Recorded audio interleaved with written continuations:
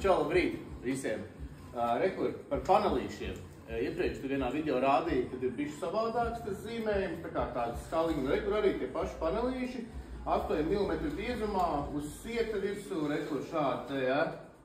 Arī uzlīmēt, tikai zīmējumiņš tā kā kvadrātiņi. Maz kvadrātiņi iet vienkārši, te vienkārši 1, 2, 3, 4, 5, 6, 7, 1, 2, 3, 4, 5, 6, 7, 7 tā mainās.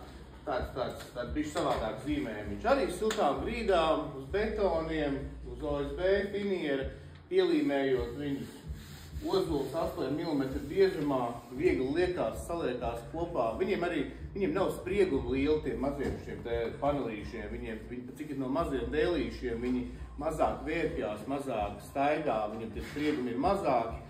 Tāpēc arī īstenībā uz siltās grīdas vispār, viņi tā kā nenostaigā un viņi ir ļoti pateicīgi īstenībā arī apkārtējiem ir un pastaigā kaut kāds mitrums vairāk vai mazāk, sausāks klimats, jā, viņi mazāk, teiksim, vērpsies un grozīsies.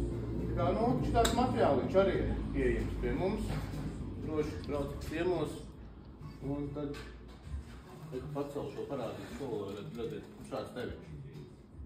Šāds tā. Jā? Čau.